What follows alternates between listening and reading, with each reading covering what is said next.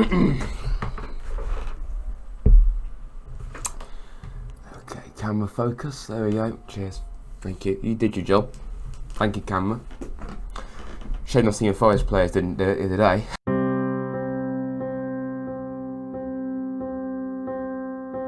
According to Transfermarkt, Nottingham Forest spent £104 million in the summer transfer window. £13, I mean, I ain't got that sort of money. I'm not paying 13 quid. I think expectations this season have been a bit stupid, really, and clouded. I don't think people have really known what expectations are realistic this season. I think some are just happy to stay in the league or just be where we are currently, or want to try and push on and get top 10 or top 12 or whatever, and we're certainly not going to do that right now.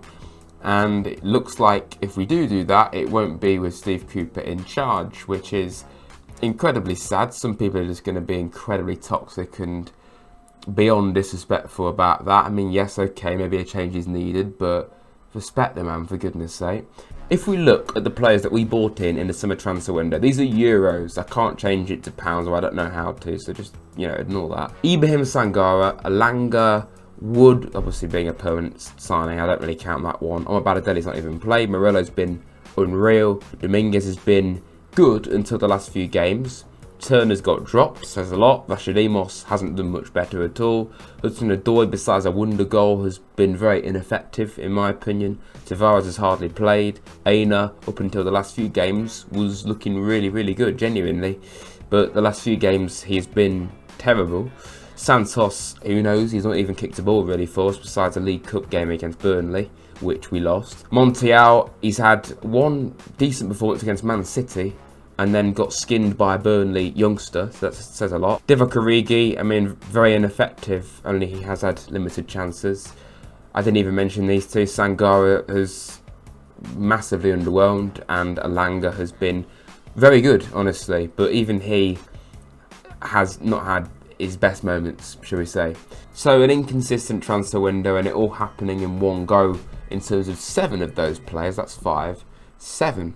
There we go, got there eventually. 7 players. All of them coming in on deadline day, when before that deadline day madness, we were actually doing fairly well, albeit against some very tough teams, albeit still losing actually. Losing to Arsenal and Man United, but giving it a real good go, and then beating Sheffield United, albeit not that convincingly at all. We beat them, right? And then we beat Chelsea with, again, still the core of the side from the year before, minus Alanga and Aina and Turner.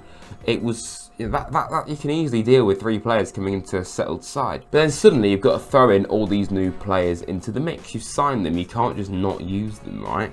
But by doing that, it's basically breaking a mould that was actually working, even though it absolutely needed improvements. The squad that we had at the very start of the season was actually getting results and had some cohesion about it and fight and spirit.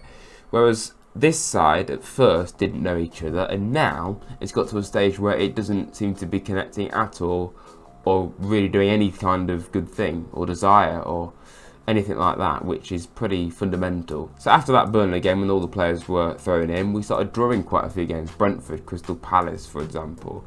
Losing to Man City quite narrowly, actually. That wasn't even that bad at all. But then the Luton game was a major turning point for me. 2-0 up, comfortably leading that game, and then you somehow, some way, draw it. That was on Cooper as well as the players, for their substitutions and very negative approach. And that was a real turning point. And then losing to Liverpool with absolutely no fight whatsoever.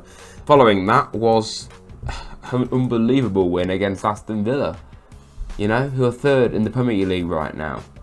West Ham and Brighton, there was fight. We lost 3-2. It's still losing. We still conceded some incredibly cheap goals. But if you're losing 3-2, you can't be too far off. Iron out those mistakes. Be a bit more solid, you can't really be too critical. And we showed fight towards the end of that Brighton game. But Everton and Fulham are new levels, man. They're new levels of bad, because you suddenly now are just not even really trying or showing any kind of spirit or fight or desire, and everyone looks lost.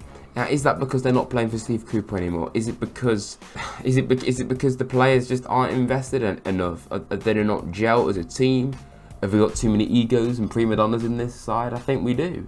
Signing players like Sangara, who at first didn't even want to join the club, and now he's here. Does he truly want to be at the club? Does he want to truly commit to Forest? Probably not. I don't think he does. No excuse for him to just down tools and not try, but he isn't committed. And that's a big problem because you've got other players in this squad that I don't think are committed either. The whole situation with Joe Wall and Scott McKenna as well, just suddenly being out of proceedings, like yes, you've signed these players, but the fact that they're now just completely irrelevant to you, not even playing, and seemingly, quote unquote, have been banished from proceedings, I find that really confusing. So I don't want to look at the Fulham game too long because it's that depressing, but having a look at it in a bit more detail, the first part of the game was mainly stuff like this, playing balls and they're just not being won by the strikers, just aimlessly doing that kind of thing. It was clearly not going to work. And a lot of passing around at the back, and then Murillo often aimlessly sending balls at the top to no avail. Now I need to look at Ibrahim Sangara in more depth, as I already mentioned. But again, bundled up the ball very easily there. Here, this leads to the goal. Sangara, plenty of space, could easily run with it or play a long ball or play it to another teammate. Like, he's got loads of time. He's got more time than he realises. But no, I don't know what he's doing here. He turns, for reasons I don't quite know, because Ola Aina's in free space over there. As Fulham players getting closer to him, dithers around, turns again. He was obviously going to get tackled. Does so. That leads to the goal, which I'll have a look at in a moment. But another mistake from Sangara. Neither player wins the header there. And then he fails to win the header again. Bundled off by Raul Jimenez. Let's take a look at the goal. We may as well. Sangara loses it. We end up in this situation. A very disjointed back line. Felipe not really where he should be. Murillo probably about right. Aina should be closer to his man, really. And Toffolo, as great as he's been, one of the few players that I can say gave it their all. Not marking Alex Iwobi. Simple ball in from William, and it's a goal. Second goal. I love Murillo. He's absolutely unbelievable, and he's got major potential, huge potential. But did he do what you're about to see because he didn't trust the midfield? Did he do it because the midfield just wasn't doing its job? So he thought, right, I'm going to have to come out of defence and actually press this opposition. He does that on the halfway line, loses it. Now suddenly he's not where he should be, and this is the back line. You've got Toffolo probably where he should be, Felipe somewhat where he should be, and then you've got no Murillo. Mangala's technically a centre-back, but obviously not where centre-back should be located here. But even so, okay, you made a mistake. You deal with this atrociously. You've got two Forest players on one, and it's so straightforward. I mean, actually, I need to look at that back. Felipe, just, I mean, he's obviously an amazing player, but he seems really slow to react. And Vlachodimos, major question marks over him. Again, here, third goal. Ball over the top from Pereira, playing such a high line, it's very easy to exploit. And again, Ola Aina being totally mugged off. Felipe literally stops. And that's why this is unforgivable. Okay, Felipe, I'm not going to dig out any specific players. This is the whole team that I can really say this about, besides the likes of Toffolo, who actually seem to try. It's the outright giving up and just lack of effort that is most painful. You can lose heavily, but if you're going to lose like this, don't even bother playing. What's the point? When you're actively stopping, he's actively just watching, and then he questions his defenders. Surely he could have done more in that situation, or just at least tried to do more. I just think it's so weak. Again, this is arguably even worse for the fourth goal. Watch Ryan Yates and Danilo. What do you notice?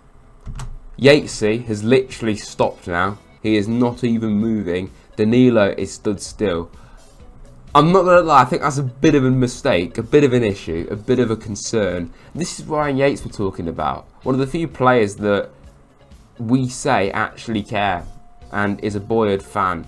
He's Forest through and through, but you wouldn't think it looking at this. And this is me having a go at Ryan Yates, and people have a go at me for defending him. But even he was affected by this lack of effort, traits going through the squad all of a sudden. It's embarrassing. This is embarrassing. Gibbs White not doing anything. Ola Aina, that is just a joke of a goal. Again here, I mean, it's a combination of errors really, isn't it? But Murillo, why was he playing the ball to Yates in this? I mean, actually, no, I'm lying.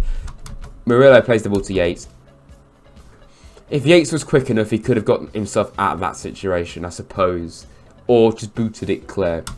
But he tries to play it back to Murillo, which was never going to work. And then it's 4-on-1. Oh man, it's so demoralising. Okay, calm down, David. That's painful. That was painful to look at that. I've done these analysis videos before, only on positive games, and this certainly wasn't one of them. I've highlighted the lack of cohesion, the lack of spirit, the lack of fight in this side, which has only really come in the last few games. But the lack of cohesion coming in from, again, signing a ridiculous amount of players, which doesn't always work, and it isn't working again on paper. We are comfortably like a top 14 squad, I'd say. But on the pitch right now, we are relegation level. And that needs to change. What does it mean for Steve Cooper, though? This is the thing. I just find it really quite incredibly disrespectful that people have a go at Cooper in the way they do. Because yes, he's made mistakes without a doubt. But this Fulham game, I don't even blame him for it. It's the players just weren't playing for him. It's as simple as that. Cooper's made mistakes many times before, but the players absolutely must take accountability as well for this kind of performance. I'm really fearful for this Wolves game, and I'm really fearful that this could be the final time we see Steve Cooper. But okay, one thing needs to be said. Even if you don't like Steve Cooper, you don't think he should be in charge anymore, show some respect. Don't slag him off, don't insult him. He deserves more than that. He's not Chris Hughton, who deserved the hate. Everyone wanted Chris Hughton out for a good reason. He just wasn't good enough.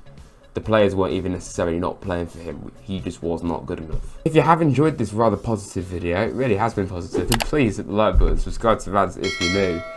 I'll be doing coverage, of course, to Wolves. Probably not live this time, because I did that the other day for Fulham, but I will obviously be covering it. Which I'm sure is going to be a very fun video to put together, or whatever I do. So yeah, please, thanks for watching everyone. See you soon.